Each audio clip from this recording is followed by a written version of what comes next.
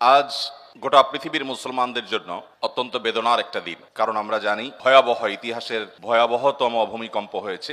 শক্তিশালী জোড়া ভূমিকম্পে তছনছ ভেনেজুয়েলা। এই ভয়াবহ দুর্যোগে নিহতের সংখ্যা 10,000 থেকে 1 লাখ পর্যন্ত ছাড়িয়ে যেতে পারে। ঢাকায় যদি এই ঘটনা ঘটতো তাহলে হতাহতের সংখ্যা কোথায় গিয়ে দাঁড়াতো সেটা ঢাকা শহরের মানুষ, আমরা প্রত্যেকটা মানুষই কম বেশি অনুমান করতে পারি।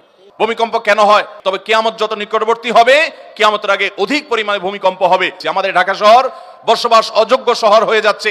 পৃথিবীর সবচাইতে দূষিত শহরগুলোর তালিকায় আমাদের এই শহরের নাম যখন খুব উপরে আমরা দেখতে পাই, তখন আমাদের কাছে ভালো লাগে না। যারা এই ভূমিকম্পে ঈমান নিয়ে দুনিয়া থেকে চলে গেছেন, আল্লাহ তাআলা তাদেরকে শাহাদাতের মর্যাদা দান করুন। ইতিহাসের এই ভয়াবহতম দুর্ঘটনায় হাজার হাজার ফ্যামিলি নিজেদের আপনজনকে হারিয়েছেন। কত বাচ্চা হয়তো এতিম হয়েছেন, কত বাবা মা সন্তান হারা হয়েছেন, কত মানুষ ভাই বোন এবং আপনজনকে হারিয়েছেন।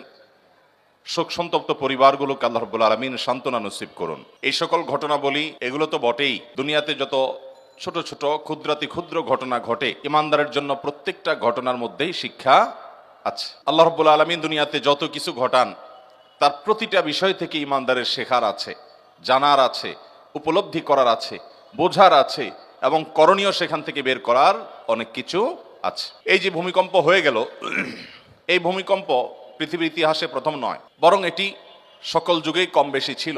এমনকি সাহাবা একরামের যুগেও ভূমিকম্পের ঘটনা ঘটেছে। আল্লাহ রাব্বুল আলামিন কোরআনে কারিমে একটা সূরা নাজিল করেছেন, সূরায়ে জিলজাল বা সূরা ইজা জুলজিলা, ইজা জুলজিলাতিল আরদু জিলজালাহা। এই সূরার শুরুতে আল্লাহ তাআলা বলেছেন, সে সময়ের কথা তোমরা স্মরণ করো যখন এই পৃথিবীকে ভূমিকম্পের মাধ্যমে এটা প্রকম্পিত হবে, এটাকে প্রকম্পিত করা হবে গোটা পৃথিবীকে। ও আখরাজাতিল আরদু আথকালাহা, সে ভূমিকম্প সাধারণ ভূমিকম্প নয়। জমিনের নিচে থাকা সব মৃত মানুষ সবাইকে বের করবে, সবাই হাসরের ময়দানে একত্রিত হবে। সেই ভূমিকম্প, সেই পৃথিবীর ফাটল, সেই পৃথিবীর ইতিহাসের, মানব ইতিহাসের, পৃথিবীর জন্ম থেকে ঘটে যাওয়া সবচেয়ে বড় ঘটনা, সেটি ঘটবে, সেটার জন্য অপেক্ষা করো। ভূমিকম্প এটা পৃথিবীতে বিভিন্ন সময় হয়। অনেক সময় চন্দ্রগ্রহণ হয়, অনেক সময় সূর্যগ্রহণ হয়, ঝড় জলোচ্ছ্বাস, এগুলো তো হয়ই। এগুলো সুন্নাতুল্লাহ ফিল আরদ, বা জমিনে আল্লাহ তাআলার সুন্নাহ, আল্লাহ তাআলার নিয়ম। বিশেষ করে উপকূলীয় এলাকায় ঝড় জলোচ্ছ্বাস হবে, এটা আল্লাহ সুন্নাহ। এই সমস্ত ঘটনার পেছনে আল্লাহ তাআলার অনেক হিকমা থাকে, কারণ আল্লাহ তাআলার একটা গুণবাচক নাম হলো তিনি হাকিম। যার কারণে যত কিছু পৃথিবীতে আল্লাহ তাআলা ঘটান, প্রত্যেকটা বিষয়ের পেছনে বহুবিধ, বহুমুখী, বহু রকমের হিকমত এবং রহস্য আল্লাহ তাআলার ইলমে অবশ্যই থাকে। আমরা হয়তো সবসময় বুঝে উঠতে পারি না এই সকল প্রাকৃতিক দুর্যোগ। এগুলো দেখলে অনেক সময় আমরা গড়পড়তা আল্লাহর গজব বলে চালাই দেই, যেটা সবসময় সঠিক না। অনেক সময় মানুষের জীবনে বিপদ আসে, মুসিবত আসে, দুর্ঘটনা ঘটে, অ্যাক্সিডেন্ট হয়, এরকম আরো অনেক কিছু ঘটে। সেগুলো আল্লাহ তাআলা বান্দাকে পরীক্ষা করবার জন্য করেন। আল্লাহ তাআলা বলেছেন, ওয়ালা নাবলুওয়ান্নাকুম বিশাইইম মিনাল খাউফি ওয়াল জু'i ওয়া নাকসিম মিনাল আমওয়ালি ওয়াল আনফুসি ওয়াস সামারাত। এই আয়াতে নানাবিধ বিপদের কথা বলা হয়েছে। শঙ্কা আসবে, ভয় হবে, ত্রাসের সৃষ্টি হবে, ক্ষুধা দেখা দিবে, দুর্ভিক্ষ, অভাব অনটন দেখা দিতে পারে, জীবনহানি হতে পারে, সম্পদের হানি হতে পারে। এগুলো দেখলেই আল্লাহ তাআলা অসন্তুষ্ট হয়ে গজব হিসাবে পাঠিয়েছেন। এরকম সহজ সমীকরণ সব ক্ষেত্রে করার কোনো সুযোগ নেই। এই আয়াত বলছে আল্লাহ রাব্বুল আলামিন অনেক সময় বান্দাকে পরীক্ষা করবার জন্য এই সমস্ত বিপদ আপদ দেন। শুধু তাই নয়, নবী করিম সাল্লাল্লাহু আলাইহি ওয়াসাল্লামের হাদিসের দিকে তাকালে আমরা দেখি তিনি বলেছেন, আশাদ্দুন নাসি বালাআন আল আম্বিয়া সুম্মাল আমসাল ফাল আমসাল। সবচেয়ে বেশি বিপদ, মুসিবত, পরীক্ষা এটা নবীদের জীবনে এসেছিল, এবং তাদের সাথে যাদের যত বেশি মিল হবে, সাদৃশ্য হবে, তাদের জীবনে পরীক্ষার পরিমাণ তত বেশি হবে। অন্য আরেকটি হাদিসে আমরা দেখি নবী আলাইহিস সালাম বলেছেন, ইন্নাল্লাহা ইযা আহাব্বা কওমান ইবতালাহুম, আল্লাহ তাআলা যখন কোনো মানুষকে পছন্দ করেন, কোন সম্প্রদায়কে পছন্দ করেন, আল্লাহ তাআলা তাদেরকে পরীক্ষায় ফেলেন, পরীক্ষায় নিপতিত করেন। আমান্না বলল, আল্লাহর আনুগত্যের কথা বলল, আর আল্লাহ তাআলা সেটাকে গ্রহণ করে নিলেন, এটা সব সময় হয় না। বরং আল্লাহ তাআলা অনেক সময় হ্যামার করেন, প্রেসার দেন, এবং আল্লাহ তাআলা সবকিছুই জানেন, আল্লাহর পরীক্ষা করার কিছু নেই। তারপর আল্লাহ তাআলা আমাদের কাছে প্রমাণিত করেন যে এই বান্দা আল্লাহ তাআলার খাঁটি বান্দা, তিনি আমার না মুখে বলেন নাই, কলব থেকে বলেছেন, অন্তর থেকে বলেছেন। এই জন্য বিভিন্ন বিপদ আপদ, বিভিন্ন মুসিবত দিয়ে আল্লাহ তাআলা অনেক সময় মানুষকে পরীক্ষা করেন। অতএব এই যে প্রাকৃতিক যত দুর্যোগ হয়, সেটা ঝড় হোক, জলোচ্ছ্বাস হোক, কোনো দুর্ঘটনা হোক, ব্যক্তি জীবনে হোক, পারিবারিক জীবনে হোক, কোনো একটা ছোট্ট সমাজে হোক, একটা দেশের জন্য হোক, পৃথিবীর বড় অংশ জুড়ে হোক, এগুলোকে সব সময় আমরা চোখ বন্ধ করে আল্লাহর গজব হিসাবে চালাবো না। বিশেষ করে যখন ইমানদারদের উপরে পতিত হবে, সেটা হতে পারে আল্লাহর পক্ষ থেকে পরীক্ষা, আবার হতে পারে আমাদের কোনো অপরাধের কারণে, কোনো পাপের কারণে, কোনো গুনাহের কারণে আল্লাহ রাব্বুল আলামিন আমাদেরকে শাস্তি দিচ্ছেন। কারণ আল্লাহ তাআলা কোরআনে অন্য আয়াতে বলেছেন, যাতে করে তারা এই সমস্ত ঘটনা থেকে শিক্ষা গ্রহণ করে ফিরে আসতে পারে আল্লাহর দিকে। আজকে ঢাকায় যদি এই ঘটনা ঘটতো, তাহলে হতাহতের সংখ্যা কোথায় গিয়ে দাঁড়াতো, সেটা ঢাকা শহরের মানুষ, আমরা প্রত্যেকটা মানুষই কম বেশি অনুমান করতে পারি। মোহতারাম হাজরিন, ঠিক ফজরের সময় ভোরবেলা এই ধরনের দুর্ঘটনা যখন ঘটে, তখন আমাদেরকে ভাবতে শেখায়। না ঘুমানোর নিয়ত করে যখন রাত 2টা 3টা, সকাল 7টা 8টা 9টা 10টা অ্যালার্ম দিয়ে ঘুমায়, ফজর নামাজ পড়ার নিয়ত নাই, ঘুমের সময় সে নিয়ত করেই শুইতেছেন। আপনি মোবাইলের ভিতরে অ্যালার্ম সেট করলেন 10টায়, 11টায়, 9টায়, 7টা 8টায় উঠবেন, অফিসে যাবেন, কাজে কামে বের হবেন। আর এর মধ্যে যদি এরকম বিপদ আপনার আমার উপরে আসে, তো আল্লাহর নাফরমানি করার নিয়ত করে শুয়েছেন, ওই অবস্থায় মওত হয়েছে। এই মওত কখনো ইমানদারের মওত হতে পারে না।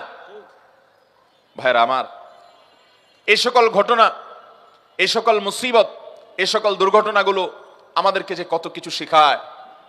বেশি দিন হয় নাই করোনা চলে গেল, করোনা এসেছে, কত কিছু আমাদেরকে শিখিয়েছে। মানুষ কিভাবে স্বার্থপর হয়, সন্তানরা যাদের জন্য মানুষ চুরি, দুর্নীতি, 2 নম্বরই হারাম উপার্জন করে, যাদের জন্য মানুষ অন্যায় করে, যাদের ভবিষ্যতের জন্য নানান আল্লাহর বিধানকে লঙ্ঘন করে চলে, সেই সন্তানরা কিভাবে পর হয়ে যায়, কিভাবে স্বার্থপর হয়ে যায়, কিভাবে বাবার লাশটার কাছে পর্যন্ত যেতে চায় না মৃত্যুর ভয়ে। সেরকম শত শত ঘটনা করোনার সময় ঘটেছে, আমাদেরকে শিক্ষা দিয়ে গেছে না, যায় নাই? ভাইরা আমার, আমরা এক সময় শুনতাম যে ইসলাম মেয়েদেরকে নিজেদের সৌন্দর্যকে ঢেকে ঢুকে আবৃত্তি করে রাখতে বলে।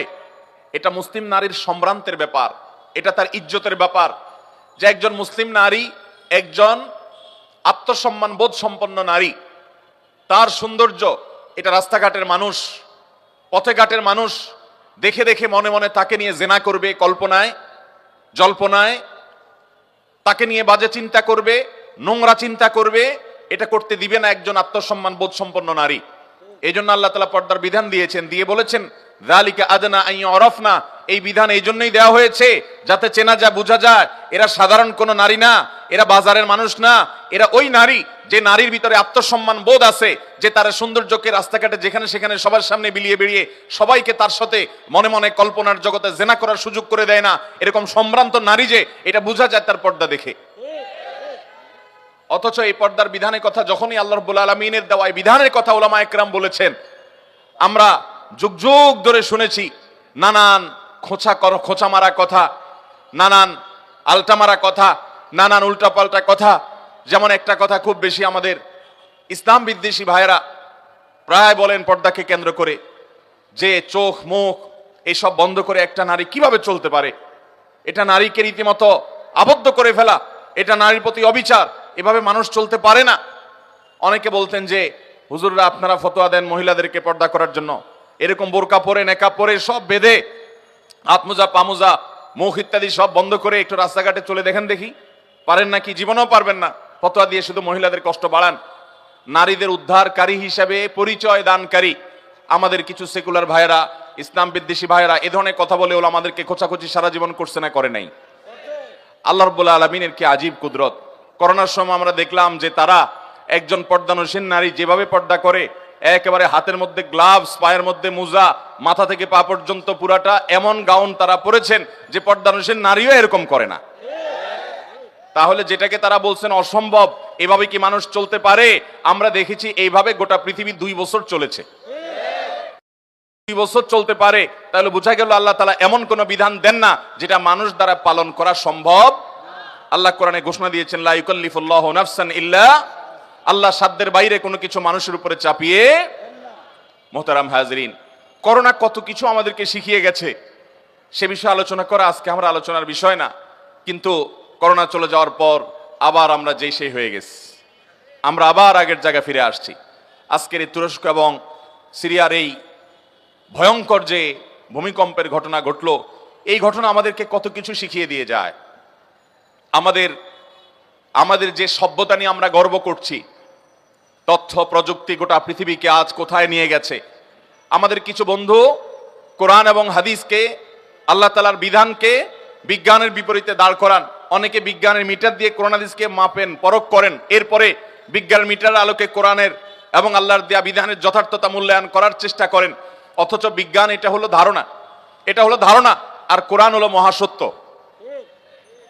আজ বিজ্ঞানের যে বিষয়ে প্রমাণিত হলো, যেই সূত্র আজকে আবিষ্কৃত হলো, হয়তো একটা সময় এটা ভুল প্রমাণিত হবে, ভিন্ন কোনো সূত্র আবিষ্কৃত হবে, কিন্তু কোরআন যেটা আল্লাহ তাআলা নাজিল করেছেন এইটা অনন্তকাল পর্যন্ত বলবৎ থাকবে, অপরিবর্তিত থাকবে, কোনো পরিবর্তনের মধ্যে আসবে, বহুত চড়াই উতরায় যাবে, কিন্তু এটা যা আছে সেটাই থাকবে। আজকে আমরা দেখেছি কিভাবে তুরস্কে এক একটা ভবন, বিশাল বড় ভবন মুহূর্তের ভিতরে কিভাবে মাটির সাথে ধুলোর সাথে মিশে যাচ্ছে, একাকার হয়ে যাচ্ছে, একটা শহর শেষ হয়ে যাচ্ছে সামান্য 1 মিনিট সময়ের মধ্যে। আল্লাহ রাব্বুল আলামিন কিয়ামত যে কায়েম করবেন, সূরা জিলজালের মধ্যে যে আল্লাহ বলেছেন ইদা জুলজিলাতিল আরদু জিলজালাহা, এই ঘটনা আমাদেরকে সে আয়াতের দিকে নিয়ে যায় যে আয়াতে আল্লাহ বলেছেন যখন এই গোটা ধরা পৃষ্ঠ, এই গোটা পৃথিবীকে প্রকম্পিত করা হবে এবং ফেটে চৌচির হবে, মধ্য থেকে সব মানুষ জীবন্ত হয়ে আবার হাসরের ময়দানে একত্রিত হবে, কিভাবে গোটা পৃথিবীর এই সংসার ভেঙে শেষ হয়ে যাবে, ইস্পাত সভ্যতা এবং ইট বালুর এই দালান, এই সভ্যতা এটা কিভাবে চুরমার হয়ে মাটির সাথে মিশে যাবে। আজকের এই ঘটনা দেখলে কিছুটা অনুমান করা যায় কি যায় না? আল্লাহ রাব্বুল আলামিন আমাদেরকে শিক্ষা অর্জন করার তৌফিক দান করুন। মুহতারাম হাজরিন, আমাদের যে কাউকে এরকম বিপদের মুখোমুখি যে কোনো মুহূর্তে হতে পারে। অতএব ইমানদার সব সময় প্রস্তুত থাকবে যে আল্লাহ রাব্বুল আলামিন আমাকে যদি কখনো যে কোনো মুহূর্তে নিয়ে যান, যে কোনো মুহূর্তে নিতে পারেন, আমি যেন ইমানদার অবস্থায়, আমি যেন তওবাকারী অবস্থায়, আমি যেন মুত্তাকি অবস্থায় যেতে পারি। আল্লাহ আমাদের সবাইকে সেই তৌফিক দান করুন। ভাইরা আমার, এই ধরনের ঘটনা প্রায় ঘটে পৃথিবীতে, বড় বড় দুর্ঘটনাগুলো, কিন্তু আমরা কিছুদিন সেগুলো নিয়ে আলোচনা করি, আবার আমরা যে সে আগের জায়গায় ফিরে চলে যাই। অথচ এগুলো থেকে আমাদের শিক্ষা গ্রহণ করার কথা, বিশেষ করে ভূমিকম্প নিয়ে এবং এই জাতীয় আরো অনেক প্রাকৃতিক বড় বড় ঘটনাগুলো ঘটে, যেগুলোকে আমাদের আজকের প্রজন্ম, আজকের দুনিয়া ওইটাকে রীতিমতো এনজয় করার চেষ্টা করে। সূর্যগ্রহণ, চন্দ্রগ্রহণ যখন হয় তখন দূরবীন দিয়ে, বিভিন্ন ডিভাইস দিয়ে দেখবেন যে ছেলেমেয়েরা ছাদে উঠে খোলা জায়গায় গিয়ে ওইটাকে উপভোগ করে যে এত বছরের মধ্যে, এতশো বছরের মধ্যে এত বড় সূর্যগ্রহণ আর হয় নাই, এত বড় সূর্যগ্রহণ এটা উপভোগ করতে হবে। নবী করিম সাল্লাল্লাহু আলাইহি সাল্লাম চন্দ্রগ্রহণ, সূর্যগ্রহণ হলে তিনি এই জাতীয় দুর্ঘটনা ঘটলে, ভূমিকম্প ইত্যাদি সম্পর্কে হাদিস আমরা ঘাটলে দেখি, চন্দ্রগ্রহণ, সূর্যগ্রহণের সময় যেরকম সালাত আদায় করতেন নবী করিম সাল্লাল্লাহু আলাইহি সাল্লাম, সেরকম নামাজের নির্দেশনা পাওয়া যায়। মসজিদে প্রবেশ করে যেতেন, আল্লাহর ভয়ে অন্তরগুলো প্রকম্পিত হতো, আল্লাহর স্মরণ শুরু করতেন, না জানে কিয়ামত শুরু হচ্ছে, কারণ এভাবে এক সময় কিয়ামত হবে। আজ আমরা অনেকে সেটাকে এনজয় করছি। আমরা তথ্য প্রযুক্তির উন্নতির এই সময়ে আমরা মনে করছি এই সমস্ত সেকেলে, এই সমস্ত পুরানা কথাবার্তা এগুলো অচল। মনে রাখবেন, আজ সামুদ জাতির এখনো পর্যন্ত ধ্বংসাবশেষ পৃথিবীতে আছে। আমার নিজের সে সমস্ত জায়গা যাওয়ার সৌভাগ্য হয়েছে। সে সমস্ত জায়গা দিয়ে যাওয়ার সময় দেখা যায় সৌদি আরবের আল ওলা শহরে কিছুটা আছে, জর্ডানে কিছুটা আছে, যে সমস্ত মানুষেরা আল্লাহর আযাবের কথা শুনে হাসাহাসি করত, তাদেরকে আল্লাহ তাআলা তখনকার সময়ের সবচেয়ে ভালো টেকনোলজি দিয়েছেন। এমন টেকনোলজি তাদের কাছে ছিল, এমন শক্তি তাদের কাছে ছিল। কোরআনে আল্লাহ তাআলা আয়াত নাজিল করেছেন, ইরামা যাতিল ইমাদ আল্লাতী লাম ইখলাক মিসলুহা ফিল বিলাদ। তাদের মতো এত শক্তিশালী, তাদের মতো এত সুঠাম দেহের অধিকারী, তাদের মতো তাদের মতো নির্মাণ শিল্প রপ্তকারী পৃথিবীতে এর আগে কেউ ছিল না। আপনি যদি আল ওলায় যান, আপনি যদি মাদায়েন সালেহ যান, আপনি যদি জর্ডানে যান, আপনি দেখতে পারবেন কোরআনের এই আয়াতের বাস্তবতা। বিশাল বড় পাহাড়, গোটা পাহাড় কেটে একটা মূর্তি বানিয়ে ফেলা হয়েছে। একটা পাহাড়, একটা শহর, তার ভেতরে ঘর বাড়ি সবকিছু পাহাড় কেটে কেটে। পাহাড় কাটার মেশিন তখন ছিল না, বিদ্যুৎ তখন ছিল না, মোটর তখন ছিল না, কিন্তু তারা করেছে। আল্লাহ রাব্বুল আলামিন তাদের সে শক্তিমত্তার কথা বলেছেন। তাদের হাতে অনেক টেকনোলজি তখন ছিল, এখনকার মানুষ যেরকম এখনকার টেকনোলজি নিয়ে আমরা গর্ব করি, তখন তাদেরটা নিয়ে তারা গর্ব করত। আজ থেকে আবার 500-1000 বছর পরে যারা আসবেন দুনিয়াতে, যদি দুনিয়া থাকে তখনকার প্রজন্ম তাদের টেকনোলজি নিয়ে গর্ব করবে, আমাদেরটাকে পুরাতন সেকেলে মনে করবে, ওল্ড এবং পিছিয়ে পড়া মনে করবে। ঠিক একইভাবে আজ সামুদ জাতি তারাও এরকম মনে করেছিল। যখন আল্লাহর নবী হুদ আলাইহিস সালাম, আল্লাহ নবী সালেহ আলাইহিস সালাম তাদেরকে আল্লাহর আযাবের ভয় দেখাচ্ছিল, তারা ঠাট্টা করছিল, হাসি তামাশা করছিল, যারা আবার কিসের ভয় দেখায়, কিসের সমস্ত আমাদেরকে আতঙ্ক দেখায়। এত বিশাল বড় পাহাড়, লোহার মতো শক্ত পাহাড় কেটে আমরা সুড়ঙ্গ করে সেখানে বাড়িঘর নির্মাণ করেছি, এবং বিশেষ করে আনমাতিদের কবর এখনো পর্যন্ত সে সমস্ত জায়গায় আছে। সেসব কবরগুলো দেখারও সুযোগ আমার হয়েছে। সে সমস্ত জায়গায় আপনি ইউটিউবেও দেখবেন, ভিডিওগুলো আছে, সেখানে শত শত হাজার বছর আগে, কত হাজার বছর আগে সেটা একমাত্র আল্লাহ ভালো জানেন। শুধু আনমাতিদের ইতিহাস ঘাটলে দেখা যায় ঈসা আলাইহিস সালামের 2000 বছর আগে গত হয়ে যাওয়ারও আরো অনেক আগে ছিল তারা, আর তাদেরও হাজার বছর আগে ছিল আদ এবং সামুদ জাতি। এই মানুষগুলোর ধ্বংসাবশেষ এখনো পর্যন্ত ওইভাবে আল্লাহ রাব্বুল আলামিন রেখে দিয়েছেন শিক্ষা গ্রহণ করবার জন্য। তারা বহু দম্ভ করেছে পৃথিবীতে, বহু অহংকার করেছিল, তাদের টেকনোলজি নিয়ে তারা অনেক গর্ব করেছে। ভাইরা আমার, সেই গর্ব আল্লাহ রাব্বুল আলামিন মুহূর্তের মধ্যে সামান্য একটু প্রাকৃতিক দুর্যোগ, যেটাকে আমরা বলি আল্লাহর গজবের আকার দিয়ে, সেটাকে ধুলার সাথে মিশিয়ে দিয়ে কিয়ামত পর্যন্ত আগত মানুষের কাছে শিক্ষা হিসাবে রেখে দিয়েছেন। ফেরাউন আল্লাহ তাআলা তার ভিতরে কিছু অলৌকিকত্ব দিয়েছিল, কিছু পাওয়ার দিয়েছিল। সেও মনে করেছিল যে আমাকে আর ঠেকায় কে। ঈমান আনে নাই আল্লাহর নবীর প্রতি, ঈমান আনে নাই আল্লাহর দাওয়াতকে, আল্লাহর নবীর দাওয়াতকে গ্রহণ করে নাই। আল্লাহ রাব্বুল আলামিন তাকে ধ্বংস করেছেন।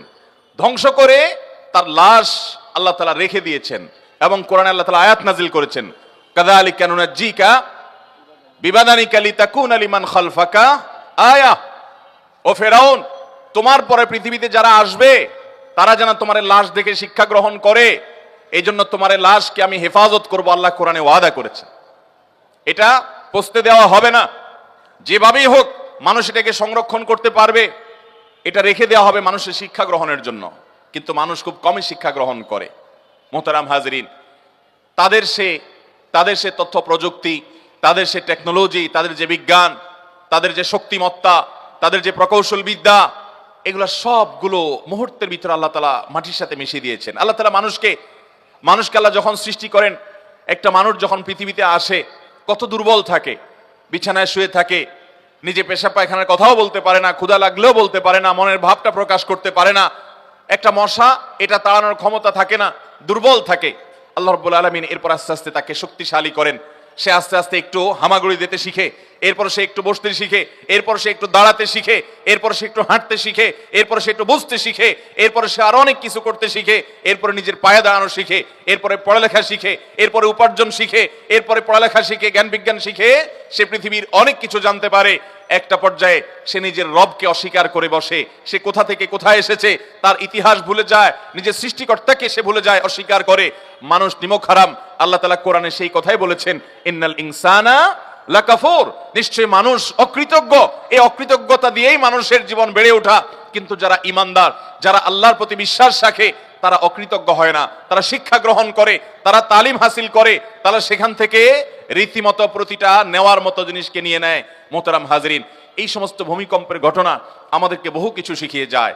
আমরা অনেকে দেখবেন, যেটা বলছিলাম যে আমাদের অনেক তরুণ বন্ধুরা, অনেক স্কুল কলেজে পড়ুয়া বন্ধুরা সূর্যগ্রহণ চন্দ্রগ্রহণকে উপভোগ করে।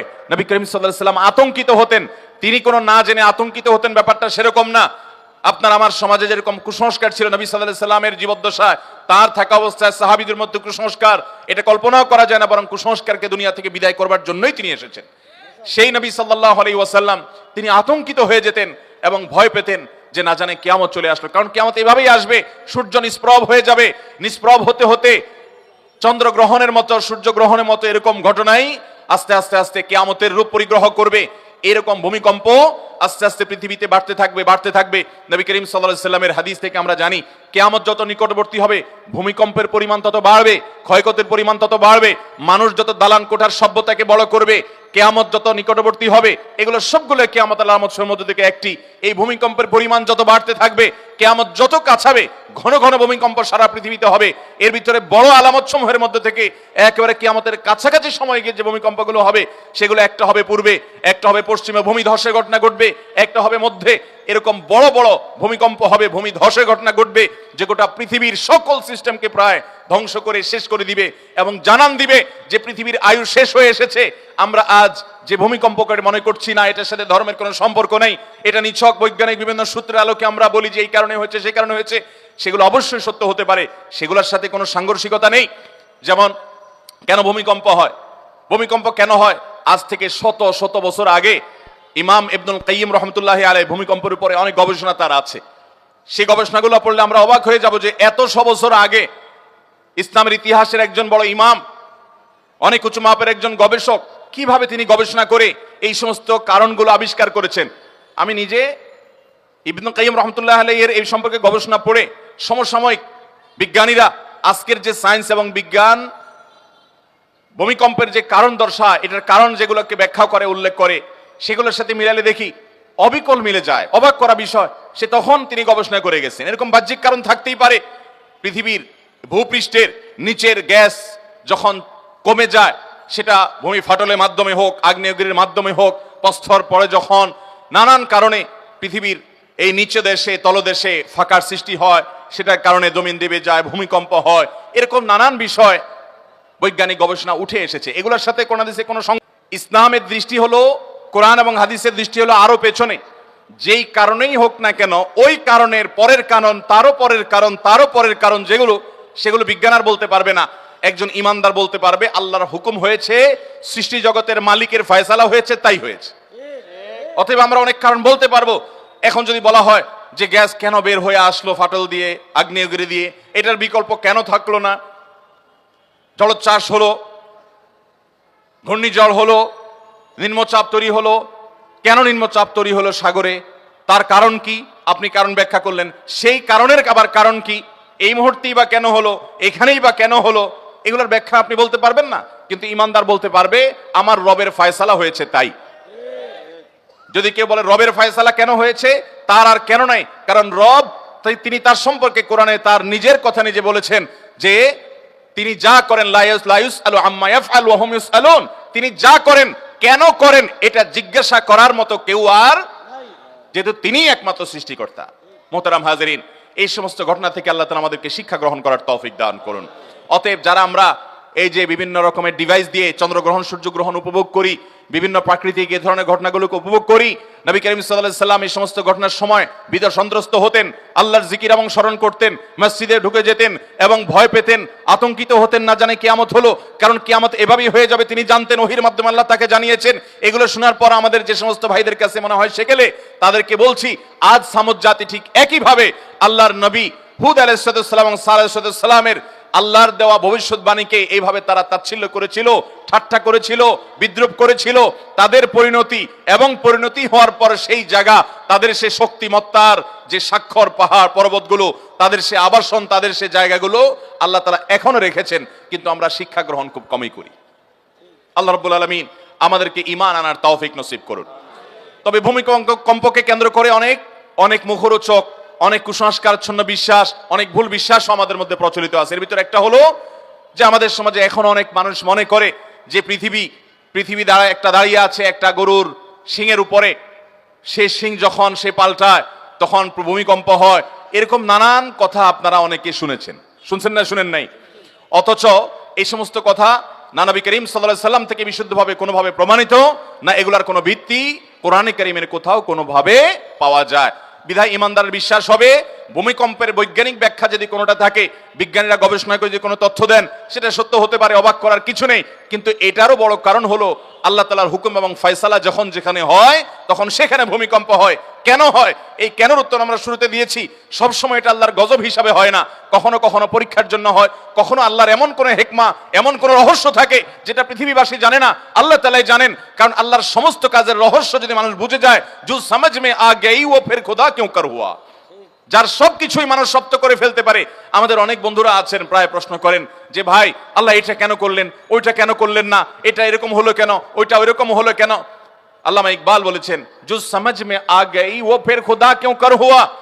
আরে ভাই, আল্লাহর সকল কাজের রহস্য যদি তুমি উদ্ঘাটন করে ফেলতে পারো, রপ্ত করে ফেলতে পারো, তাহলে আল্লাহকে তো তোমার ব্রেইনের মধ্যে তুমি ক্যাপচার করে ফেললে, সীমাবদ্ধ করে ফেললে। অথচ আল্লাহ তো অসীম, তাকে তো তোমার এই ব্রেইনে ক্যাপচার করে ফেলতে পারার কথা না।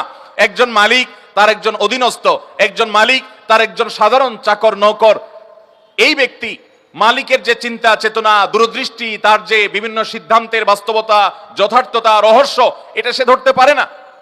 অনেক সময় বলে স্যার এটা কেন করলেন, স্যার বুঝে এটা কেন করেছেন। বলে যে তোমার বোঝার দরকার নাই, তোমাকে যেটা বলছি এটা করো। কারণ যোগ বিয়োগটা স্যারের জানা আছে, ওই বেচারার জানা নাই। তিনি অনেক সময় মনে করেন স্যার এই সমস্ত কেন যে করে বেহুদা, তিনি এরকম অনেক সময় মনে করেন। অথচ তিনি যদি স্যারের মতো সবকিছু বুঝে যেতেন তাহলে তিনি স্যারের সমানই হয়ে যেতেন।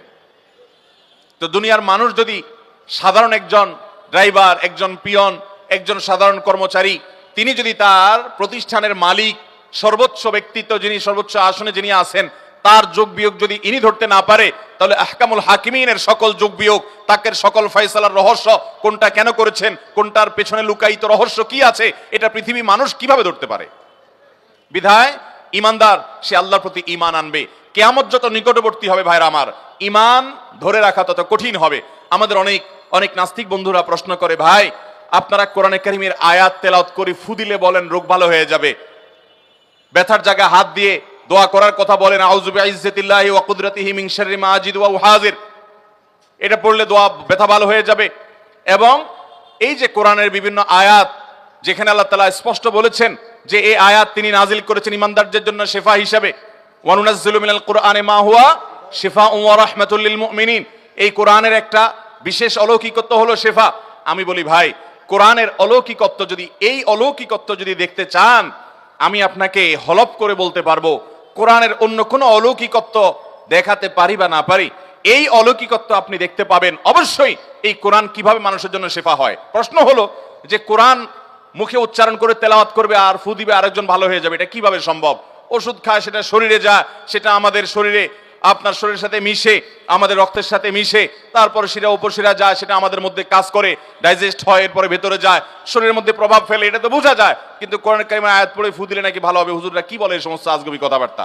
ভাইরা আমার, কথায় আছে যারা আপডেট টেকনোলজি সম্পর্কে জানে না, যারা পিছিয়ে পড়া টেকনোলজি এটা শুধুমাত্র জানে, তারা আপডেট টেকনোলজির কথা শুনলে হাসাহাসি করে। যেমন এখন যদি বলা হয় কাউকে যে একটা টেকনোলজি বাহির হবে, যে মানুষ মনে মনে কি চিন্তা করছে, সে কোনো কাজ করার আগ মুহূর্তের চিন্তার বিষয়টা ডিভাইস বলে দিবে। অলরেডি এরকম অনেক গবেষণা হয়ে গেছে পৃথিবীতে। তাহলে এই কথা যদি আজ থেকে 100 বছর আগের কথা মানুষকে বলা হতো, আচ্ছা এখন আমরা যে সুইচ দিলে ফ্যান ঘুরে, সুইচ দিলে লাইট জ্বলে, আজ থেকে 500 বছর আগে বা 1000 বছর আগে যখন বিদ্যুৎ আবিষ্কার হয় নাই, তখনকার মানুষকে যদি বলা হতো যে দেখো ওয়ালে একটা সুইচ থাকবে, এখানে টিপ দিলে লাইট কয়েক কিলোমিটার দূরে জ্বলে উঠবে, আর এই যে মোবাইল ফোন টোন এগুলোর কথা তো বলাই বাহুল্য, এগুলো যদি 1000 বছর 500 বছর আগের মানুষকে বলা হতো, মানুষ বলতে এর মাথায় স্ক্রুডিলাস, কিভাবে সম্ভব? বলতে কি বলতো না বলেন? এখন তো সুইচও লাগে না, আপনার তারও লাগে না, রিমোটে টিপ দিলে ফ্যান চলে, টিপ দিলে বন্ধ হয়, এমনকি টিপও দেওয়া লাগে না। টেকনোলজি বের হয়েছে, মুখ দিয়ে শুধু বললেই হবে গরম লাগছে, তো ফ্যান চলা শুরু হয়ে যাবে নাকি? তাহলে যে গরম লাগছে বলছে, সে যে ল্যাঙ্গুয়েজ সেট করা আছে, এই যে মোবাইলের মধ্যে দেখবেন যে কি আছে, কি সিরি, হাই হ্যালো সিরি আছে না, হ্যালো সিরি যদি বলে কল অমুক, অর্থাৎ অমুককে কল করো, তো মোবাইল ডাইরেক্ট নিজে নিজে কল করে ফেলায়, আছে না নাই? হাতে নেওয়াও লাগবে না, দূরে থাকবে, বলবেন আর সে কল করে দিবে। তো এইটা যদি সম্ভব হয়, তাহলে কোরআনে কারীমের আয়াত পড়ে ফু দিলে আল্লাহ রাব্বুল আলামিন সেখানে অ্যাকশন করিয়ে ওই ব্যক্তিকে সুস্থ করতে পারেন কি পারেন না? এরকম হাজারটা এক্সাম্পল দেওয়া যাবে। আপডেট টেকনোলজি, আপনি এখনো ওয়্যারের টেকনোলজিতে আছেন, ওয়্যারলেস টেকনোলজিতে পৃথিবী আগায় যাচ্ছে। কোরআন তার চাইতে আরো আপডেটটা বলে রাখছে যে আপনি তেলাওয়াত করবেন আর অ্যাকশন করবে ওখানে। আল্লাহ রাব্বুল আলামিন ফিতনা থেকে, ঈমান বিধ্বংসী ফিতনা থেকে আমাদেরকে বেঁচে থাকার তৌফিক দান করুন। দাজ্জাল পৃথিবীতে আসবে কি আসবে না? দাজ্জাল যখন আসবে, এমন পাওয়ার সে হোল্ড করবে, এমন ক্ষমতা তার কাছে থাকবে যে পৃথিবীর খাদ্য পানীয় সব তার কন্ট্রোলে থাকবে, মানুষের জীবন মৃত্যু তার কন্ট্রোলে, সে বলবে তো মরে যাবে, সে বলবে তো জীবিত হয়ে যাবে, এবং এমন এমন অলৌকিকত্ব তার মধ্যে থাকবে যে অগণিত মানুষ ইমানদাররা পর্যন্ত বিভ্রান্ত হয়ে তাকেই আল্লাহ মনে করবে, হ্যাঁ আমরা কোরআন হাদিসে যে আল্লাহর কথা, আল্লাহর যে কনসেপ্টের কথা জানছি সব তো সেই হোল্ড করে, তাহলে এই তো আল্লাহ, সে ইমান, তার প্রতি ইমান এনে বেঈমান হয়ে কাফের হয়ে যাবে। এই জন্য সকল যুগে নবী রাসূলগণ দাজ্জাল থেকে আমাদেরকে সাবধান করেছেন, সতর্ক করেছেন, যেন দাজ্জালের ফিতনায় আমরা পতিত না হই। কিয়ামতের আগে, দাজ্জাল আসার আগে পৃথিবীতে বিভিন্ন রকমের সিচুয়েশন তৈরি হবে, যে সিচুয়েশনে মানুষ তথ্য প্রযুক্তি, মানুষ জ্ঞান বিজ্ঞান, সায়েন্স টেকনোলজির উন্নতি দেখে আল্লাহকে অস্বীকার করে বসবে, মনে করবে সব সব পুরানা কথাবার্তা, সব মুখরোচক গল্প, সব ধর্মের কথা, সব হুজুরদের বানানো কথা, সব আগের যুগের মানুষের কিচ্ছা কাহিনী, এগুলোর বাস্তবতা অনেক মানুষ অস্বীকার করবে। কিয়ামতের আগে মানুষ দলে দলে এইভাবে বেঈমান হবে, মুসলমানের সন্তানরা দুনিয়ার অনেক ভেলকি দেখে তারা ঈমান হারা হবে। নবী করিম সাল্লাল্লাহু আলাইহি ওয়াসাল্লাম এরকম বহু ভবিষ্যৎবাণী করে গেছেন। অতএব মোহতারাম হাজরিন, আমরা এই ভূমিকম্প দেখে এর বৈজ্ঞানিক বিভিন্ন কারণ জানতে পেরে আমরা যেন কোরআন হাদিসের প্রতি আমাদের ঈমান যেন দুর্বল না হয়, মনে রাখতে হবে যে এই সকল কারণের আসল কারণ হলো আল্লাহ তাআলার হুকুম এবং ফয়সালা। সেটা আল্লাহ তাআলা এক এক সময় এক এক কারণে এক এক বিশেষ উদ্দেশ্যকে নিয়ে দিয়ে থাকে। তবে কিয়ামত যত নিকটবর্তী হবে, কিয়ামতের আগে অধিক পরিমাণে ভূমিকম্প হবে, আর বড় বড় 3টি ভূমিধসের ঘটনা ঘটবে, যেগুলো কিয়ামত একেবারে নিকটবর্তী হয়ে গেছে, পৃথিবীর আয়ু শেষ, সৃষ্টি জগতের আয়ু শেষ, এটি বুঝাবে ওই সমস্ত ঘটনাও ঘটবে। আল্লাহ রাব্বুল আলামিন এই সমস্ত ভয়াবহ এবং এই সকল ঘটনা থেকে, মর্মান্তিক দুর্ঘটনা থেকে আমাদেরকে শিক্ষা গ্রহণ করার তৌফিক দান করুন। আমাদের যে সমস্ত ভাই বোনরা ঈমান নিয়ে দুনিয়া থেকে চলে গেলেন, এই দুর্ঘটনার শিকার হলেন, আল্লাহ রাব্বুল আলামিন তাদের সবাইকে শাহাদাতের মর্যাদা দান করুন, এবং যারা সাফারার তাদেরকে আল্লাহ তাআলা এই ক্ষতিগুলো পুষিয়ে নেওয়ার তৌফিক দান করুন। এবং এই জাতীয় দুর্যোগ যখন হবে, সেই দুর্যোগে মুসলিম অমুসলিম যে কেউ নিপতিত হোক না কেন, আমরা প্রত্যেকে যার যার জায়গা থেকে সাহায্যের হাত বাড়িয়ে দেওয়ার চেষ্টা করব। আর ওই যে আল্লাহ কোরআনে বলেছেন, জহরাল ফাসাদু ফিল বাররি ওয়াল বাহরি বিমা কাসাবাত আইদিন নাস, স্থলে জলে যত ব্যত্যয়, যত কিছু হচ্ছে, এগুলা মানুষেরই হাতের কামাই। আজ পৃথিবীর পরিবেশটাকে আমরা ধ্বংসের অতল তলে নিয়ে গেছি। আমরা বৃক্ষ নিধন করি, অথচ কোরআন এবং সুন্নাহ যদি আপনি খুঁজেন, তাহলে গাছ লাগানোটাকে নবী করিম সাল্লাল্লাহু আলাইহি সাল্লাম ইবাদত, সওয়াবের কাজ, নেক আমল হিসেবে গণ্য করেছেন। এবং তিনি বলেছেন, কারোর হাতে যদি কোনো গাছের চারা থাকে আর সে যদি দেখতে পায় ইসরাফিল সিঙ্গা নিয়ে ফুৎকার দিবে, এই পৃথিবী তুলার মতো উঠতে থাকবে। যেমন কোরআনে আল্লাহ তাআলা সূরা আদিয়াতে, সূরা কারিয়াতে, সূরা জিলজালে, 30 পারার বেশিরভাগ সূরাতে, গোটা কোরআন জুড়ে আল্লাহ তাআলা বলেছেন সেই ঘটনা ঘটতে যাচ্ছে, পৃথিবী ধ্বংস হয়ে যাবে। নবী সাল্লাল্লাহু আলাইহি সাল্লাম বলেছেন, হাতে যদি গাছের চারা থাকে, পৃথিবী ধ্বংস হয়ে যাবে সে দেখতে পাচ্ছে, তারপরও সে তার কাজ পালন করবে, অর্থাৎ গাছটা লাগাই ফেলবে, এর কারণে সে সওয়াব পাবে। যদি কেউ কোনো গাছ লাগায়, কোনো ফসল করে, সেখান থেকে মানুষ তো বটে, কোনো কীটপতঙ্গ পোকামাকড়ও যদি খায়, এবং কেউ অক্সিজেন গ্রহণ করে, ছায়া গ্রহণ করে, যত উপকার হবে, আল্লাহ রাব্বুল আলামিন ওই গাছ লাগানোওয়ালাকে তার জন্য সওয়াব দান করবেন। আমরা কজন এটাকে ইবাদত মনে করি? আজ পৃথিবীর পরিবেশটা আমরা ধ্বংস করে ফেলছি। আমাদের ঢাকা শহর বসবাস অযোগ্য শহর হয়ে যাচ্ছে। পৃথিবীর সবচাইতে দূষিত শহরগুলোর তালিকায় আমাদের এই শহরের নাম যখন খুব উপরে আমরা দেখতে পাই, তখন আমাদের কাছে ভালো লাগে না। এই জন্য আমরা প্রত্যেকটা মানুষ যার যার জায়গা থেকে আমাদের এই শহরটাকে বাসযোগ্য করতে হবে। যদি বাসযোগ্য না করি, তাহলে নানা প্রাকৃতিক দুর্যোগ আসবে, নানা বিপদ আসবে, নানা ব্যত্যয় ঘটবে, নানা অসুবিধা তৈরি হবে, যেগুলোর জন্য আমাদের হাতের কামাই আমরা ভোগ করব, এবং আল্লাহ রাব্বুল আলামিনকে দোষারোপ করার কোনো অবস্থাতেই কোনো সুযোগ নাই। এই সময়টা তো আমরা সুযোগ পাবো না। আল্লাহ তাআলা আমাদের সবাইকে সচেতন এবং দায়িত্বশীল হওয়ার তৌফিক দান করুন। আমরা যারা এই ঢাকা শহরে বিশেষ করে বসবাস করছি, চট্টগ্রাম শহরে বসবাস করছি, আমরা যে সমস্ত উল্টাপাল্টা কাজ করি, কদিন পরে দেখেন যে এডিস মশায় সব শেষ করে ফেলায়। নাগরিক সুবিধা যেগুলো পাওয়া দরকার, সেগুলো যেমন পাওয়ার ঘাটতি আছে, ত্রুটি আছে, আবার নাগরিক হিসাবে আমাদের যতটা সচেতন হওয়া দরকার ততটুকু আমরা সচেতন না। চিপস খেয়ে ঠোঙ্গাটা আপনি ছেড়ে দিলেন, ওইটা চলে গেলো ড্রেনে জলাবদ্ধতা তৈরি হলো, বা ওই ঠোঙ্গার মধ্যে বৃষ্টির পানি জমলো, সেখান থেকে অ্যাডিস মশা তৈরি হলো। আপনি একটা ডাব খেয়ে মালাটা ফেলে দিলেন, সে মালা বৃষ্টির পানি জমলো, সে পানিতে অ্যাডিস মশা তৈরি হলো, সেটা নিয়ে কোনো মানুষকে কামড় দিল, সে মানুষ কামড় খেয়ে তার ইমিউন সিস্টেম স্ট্রং না, দুর্বল, উইক, সে বেচারা অসুস্থ হয়ে হাসপাতালে ভর্তি হলেন, হয়তো দুনিয়া থেকেই চলে গেলেন, বা লাখ লাখ টাকা তার নেমে গেল। আপনার একটা ওই ডাবের মালা, আপনার ফেলানো একটা সে চিপসের খোসা, ঠোঙ্গা, আপনি হয়তো খেয়ালও করছেন না, অথচ আপনি সেই ধর্মের অনুসারী, যেই ধর্মের নবী করিম সাল্লাল্লাহু আলাইহি সাল্লাম বলেছেন ঈমানের গুরুত্বপূর্ণ একটা অঙ্গ হলো ইমাতাতুল আযা আনিত তরিক। রাস্তায় মানুষের কষ্ট হতে পারে, মানুষের অসুবিধা হতে পারে, এমন কিছু যদি অন্য আরেকজন ফেলে, আপনি সেটা তুলে যথাস্থানে ডাস্টবিনে নিয়ে ফেলা, এটা হলো ঈমানের দাবি।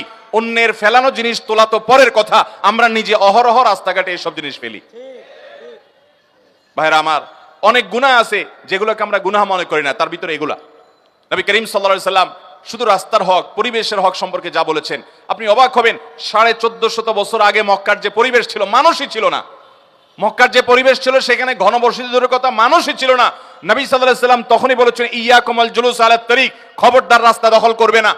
আজ ফুটপাত দখল করে যারা দোকানদারি করে, আজ ফুটপাত দখল করে যারা আপনার বিভিন্ন রকমের ব্যবসা বাণিজ্য করে, ফুটপাতের উপর দিয়ে বাইক চালায়, তারপরে যা বিভিন্ন রকমের আপনার স্কুটি চালায় বা সাইকেল চালায়, বা যে কোনো ভাবে পোলাপান রাস্তা দখল করে বসে আড্ডা ফাড্ডা মারে, মানুষের ক্ষতি হয়।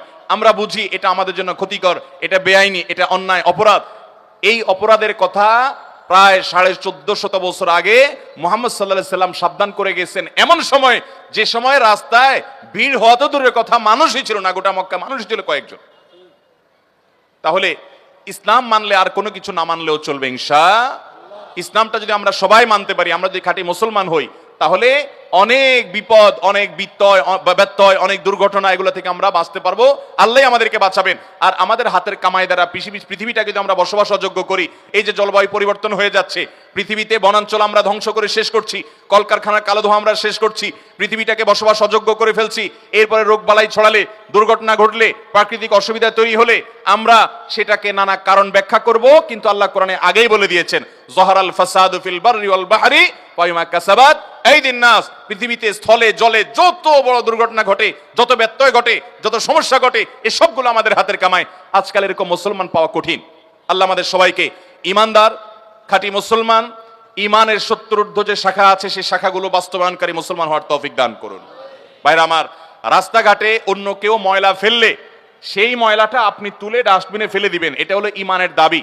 নবী সাল্লাল্লাহু আলাইহি সাল্লামের হাদিস, ইমাতাতুল আযা আনিত তারিক, আরেকজনেরটা আপনি ফেলে দিন, এটা ইমানের দাবি। তাহলে আপনি নিজে যদি ফেলেন, তাহলে এটা তো কুফরি রঙ্গ হবে, ঠিক না? ঠিক। কিন্তু আমরা অনেকে নামাজ কালাম পড়ি, মুখে হয়তো দাড়িও আছে, মাথায় টুপিও আছে, গায়ে জুব্বাও আছে, কিন্তু এরকম কাজ আমরা করি কি করি না? আল্লাহ আমাদের সবাইকে দায়িত্বশীল হওয়ার তৌফিক দান করুন। এই কথাগুলো বলা এই জন্য যে এগুলোর কারণে অনেক প্রাকৃতিক দুর্যোগ হয়, এগুলোর কারণে অনেক অ্যাক্সিডেন্ট হয়, এগুলোর কারণে অনেক বিপদ আমাদের জাতীয় জীবনে চলে আসে। কিন্তু আমাদের সবাইকে সচেতন হতে হবে। ভূমিকম্পের পেছনেও আমাদের হাতের কামাই আছে, আমাদের ত্রুটি আছে, আমাদের বিচ্ছুতি আছে, গোটা বিশ্ববাসীর বিচ্ছুতি আছে। আল্লাহ রাব্বুল আলামিন আমাদের সবাইকে যার যার বিচ্ছুতিগুলো বুঝে সেগুলোকে কারেকশন করে একজন খাঁটি মুসলমান হওয়ার তৌফিক দান করুন। মুসলমান তো সে হবে মান সালিমাল মুসলিমুনা মিন লিসানিহি ওয়া ইয়াদি, যার হাত আর মুখ দ্বারা সবাই নিরাপদ থাকবে, কাউকে সে কষ্ট দিবে না, কারো কষ্টের কারণ সে হবে। মোহতারাম হাজরিন, আমাদের এই সমাজে অনেক মানুষ আছে আমরা যারা মানুষকে কষ্ট দেই। এই যে মাহফিল, আমি এসে ভাইকে জিজ্ঞাসা করছি, ভাই মাইক কি খুব বেশি দূরে লাগাইছেন? কারণ ঢাকা শহরে মাহফিলে দূর দূরান্তে মাইক লাগাইলে মানুষের জীবনটা অতিষ্ঠ হয়ে যায়। এত ঘন বসতি, কোন একটা বিল্ডিং এ যদি মাইক লাগানো হয়, তাদের জীবনটা জীবন্ত জাহান্নাম হয়ে যায়। ইসলাম তো আমাকে বলেন একজন মানুষকে ওয়াজ শোনার নাম দিয়ে বিরক্ত করতে। ভাই বললেন আলহামদুলিল্লাহ যে মাইক লিমিটেড জায়গা রাখা আছে এবং বড় রাস্তা রাখা আছে, মানুষের বিরক্তির কারণ নাই, এবং সেগুলোও নিয়ন্ত্রিত আছে, উনি জানালেন, আশ্বস্ত করলেন। মাইক তো ওয়াজ মাহফিলে মাইক তো বটেই, এটা তো একটা ভালো কথা, সেটার জন্য মানুষকে কষ্ট দেওয়া জায়েজ নাই। মসজিদে নববীতে এক সাহাবী জোরে তেলাওয়াত করছিলেন, নবী করিম সাল্লাল্লাহু আলাইহি ওয়াসাল্লাম ডেকে নিয়ে বলছেন যে তুমি তাকে তেলাওয়াত শুনাতে চাচ্ছ? তিনি কোনো বধির নন, তিনি আলিমুম বিজাতিস সুদূর, সবকিছু জানেন। এত চিৎকার না করলে বা এত জোরে না করলেও চলবে, কারণ আশেপাশে মানুষ ইবাদতে বিঘ্ন হচ্ছে। আমরা সেই ধর্মের অনুসারী। অতএব আমাদের অনেক মুসলমান যুবক ভাইরা আছে, তারা ডিজে পার্টির নামে, তারা ব্যান্ড পার্টির নামে, বিয়ের অনুষ্ঠানের নামে, গায়ে হলুদের নামে, গায়ে মরিচের নামে, নানান নামে, বেনামে আমরা অনেক সময় দেখা যায় শব্দ সন্ত্রাস করি, শব্দ দূষণ করি, রাজনৈতিক অনুষ্ঠান, সামাজিক অনুষ্ঠান, বিয়ে শাদী, এটা সেটার নামে ঢাকা শহরটা বসবাস অযোগ্য আমরা করে তুলছি। আর যা হোক, এটা কোনো মুসলমানের আচরণ হতে পারে? আসুন আমরা মুসলমান হওয়ার চেষ্টা করি। মুসলমান হতে হলে আমাদেরকে মানুষ হতে হবে। তাহলে অনেক ব্যত্যয়, অনেক দুর্ঘটনা, অনেক প্রাকৃতিক দুর্যোগ, অনেক সমস্যা, অনেক সংকট, অনেক মুসিবত এমনিতেই আপনি দূর হয়ে যাবে ইনশাআল্লাহ। আল্লাহ আমাদের সবাইকে সেই জায়গায় যাওয়ার তৌফিক দান করুন। তাহলে আজকের মাহফিল থেকে আমরা ওয়াদা করি যে আমরা কারোর কোনো কষ্টের কারণ হব, আমার কারণে পরিবেশ দূষিত হবে, নষ্ট হবে, সেটা হতে আমি দেব। আপনি সামান্য কয়েক টাকা ময়লার বিল, সামান্য কিছু টাকা ময়লার বিল, এটা বাঁচানোর জন্য ময়লা আলারে টাকা দেন না। ময়লার পলিথিনটা ধরে বাসা থেকে বের হয়ে মসজিদে যাচ্ছেন নামাজ পড়তে, আপনার হাতে ময়লা, নিয়ে আস্তে করে দেখলেন যে কোন জায়গাটা খালি আছে, মালিক এখনো বিল্ডিং বানায় নাই, খালি পড়ে আছে, ওইদিকে ফেলাই দিয়ে আপনি বিসমিল্লাহ বলে ফেলাইছেন, হয়তো বিসমিল্লাহ বলে ফেলে আপনি মসজিদে চলে গেলেন, সওয়াব হবে না গুনাহ হবে? ঢাকা শহরে এরকম মুসলমান কি 2-4 না অনেক বেশি? আপনাদের মুগদা এলাকাতে জায়গা কতটা খালি আছে আমি জানি না। ঢাকা শহরে যেখানে একটা খালি জায়গা আছে, খালি জায়গাতে খুব একটা নাই, যদি 2-1টা থাকে যে গরিব মানুষ এখনো বিল্ডিং বানাইতে পারে নাই, অথবা বাজার জায়গা নিয়ে মামলা মোকদ্দমা আছে, ঝামেলা আছে, এখনো সারতে পারে নাই, তাহলে ওই বেচারার কপালে দুঃখ ছাড়া আর কিচ্ছু। কারণ যত ময়লা আবর্জনা বিল্ডিং এর আশপাশ থেকে আপনার জানালা দিয়া বিভিন্ন ভাবে আমরা সেগুলো ফেলি, অথচ আমরা নিজেদেরকে মুসলমান দাবি করি। এটা মুসলমানের আচরণ হতে পারে? অতএব ভাইরা আমার, আমি বাদামের খোসাটা পর্যন্ত খেয়ে যেখানে সেখানে ফেলবো না, আমি এগুলো রেখে দিব। আজ পৃথিবীর অনেক অমুসলিমদের কাছে এমন সব আচরণগত সৌন্দর্য আছে যেগুলো কোরআন নির্দেশ করেছে, যেগুলো হাদিস নির্দেশ করেছে। আজ থেকে কয়েকশো বছর আগে গেলে দেখবেন ওরা এই সমস্ত সভ্যতার কথা চিন্তাও করে নাই, কল্পনাও করে নাই। আমাদের কোরআন এবং সুন্নাহর নির্দেশনাগুলো তাদের মধ্যে আমরা দেখি, তাদের মধ্যে ইসলাম নাই, মুসলমান নাই, কিন্তু ইসলামের অনেক কিছু আছে, এটা দেখে আমাদের লজ্জা হয়। আমরা মানুষকে শব্দ দিয়ে কষ্ট দেই। আপনি জাপানে গেলে দেখবেন, টোকিও শহরে গেলে আপনি অবাক হবেন, দেখবেন যে মানুষ যখন কথা বলে মুখে হাত দিয়ে দিয়ে কথা বলে, যাতে করে আরেক লোককে ডিস্টার্ব না হয় মোবাইলে কথা বলতে গেলে, এভাবে আস্তে আস্তে কথা বলে। আপনি যদি পশ্চিমা দেশে যান, অনেক জায়গায় দেখবেন মানুষ মানুষের অধিকার পর সচেতন হয়, অথচ আমরা নামে মুসলমান কিন্তু মানুষকে কষ্ট দেই। এই জন্য অনেক প্রাকৃতিক দুর্যোগ আমাদের হাতের কামাই হয়। অতএব রাস্তাঘাট নোংরা করা এবং যেখানে সেখানে যাতা ফেলা এবং এই জাতীয় আরো যত অন্যায় আছে, গুনাহ আছে, যে সমস্ত বিষয়কে আমরা গুনাহ মনে করি না, আল্লাহ তাআলা সেগুলো থেকে আমাদেরকে বেঁচে থাকার তৌফিক দান করুন। এবং আবারও আমরা সেই তুরস্ক এবং সিরিয়ার এই মর্মান্তিক এই ঘটনা, দুর্ঘটনায়, এই ভূমিকম্পে যারা জীবন দিয়েছেন, যাদেরকে দুনিয়া থেকে চলে যেতে হয়েছে, আল্লাহ রাব্বুল আলামিন তাদের ভুল ত্রুটি মাফ করে ইমানদারদেরকে শাহাদাতের মর্যাদা দান করুন এবং শোক সন্তপ্ত পরিবারকে আল্লাহ রাব্বুল আলামিনের সান্ত্বনা নসিব করুন। এবং আমরা ঢাকাবাসী এই ঘটনায় অন্তত আমাদের প্রত্যেকটা মানুষের আল্লাহর কাছে, প্রতিটা মানুষের আমাদের ইস্তেগফার, গণ ইস্তেগফার করা দরকার। আমাদের পানির লেয়ার কত নিচে চলে যাচ্ছে, হারিয়ে যাচ্ছে, সেটা আমরা জানি। আমাদের ভায়োলেন্স, আমাদের উল্টাপাল্টা কাজকর্মের পরিণতি কত ভয়াবহ হতে পারে আমরা অনেক অনুমান করি। পেপার পত্রিকা বিভিন্ন সময় বিভিন্ন রকমের রিপোর্ট যখন দেখি, আমাদের অনেকের অন্তরে রীতিমতো ভয়ের উদ্রেক হয় যে না জানি এরকম দুর্ঘটনার শিকার আমরা হই। এই জন্য আসুন ইস্তেগফার করি। আল্লাহ, আপনি এই ধরনের বিপদ আমাদের উপরে দিয়েন না। আল্লাহ, আপনি আমাদের প্রতি রহম করুন, আমাদের ভুল ত্রুটিগুলোকে সংশোধন করার তৌফিক দান করুন। আমাদের হাতের কামাই যেন আমাদেরকে ভোগ করতে না হয়, সেই জন্য আমাদের সবাইকে আপনি হেফাজত করুন। আল্লাহ তাআলা ঢাকা শহর সহ গোটা পৃথিবীর মানুষকে আল্লাহ তাআলা বিপদ আপদ থেকে, বিভিন্ন রকমের মুসিবত থেকে আল্লাহ তাআলা বেঁচে থাকার তৌফিক দান করুন। ভূমিকম্প যদি আল্লাহ না করুন শুরু হয়, কি করবেন? প্রথম কথা হলো আগে থেকে আগাম ব্যবস্থাপনা থাকতে হবে, সতর্কতামূলক উদ্ধারের ব্যবস্থাপনা। সেটা সরকার, সংশ্লিষ্ট কর্তৃপক্ষ, তাদের কাজ। কিন্তু আমাদের সাধারণ মানুষের কাজ হলো যখনই এরকম কোন দুর্ঘটনার মুখোমুখি আমরা হব, আল্লাহ না করুন যদি হই, ইমানদার সব কিছুর আগে আল্লাহর কাছে আশ্রয় চাইবে। কার কাছে আশ্রয় চাইবে? আল্লাহর কাছে আশ্রয় চাইবে। আল্লাহর কথা স্মরণ করবে, তাকবীর দিবে, আল্লাহর বর্ণনা করবে, পানাহ চাইবে এবং সম্ভব হলে নিজে জীবন রক্ষা করার পাশাপাশি অন্য মানুষকে রক্ষা করার চেষ্টা করবে, আপ্রাণ চেষ্টা করবে। আল্লাহ তাআলা আমাদেরকে এরকম ভয়াবহ বিপদ থেকে বেঁচে থাকার তৌফিক দান করুন।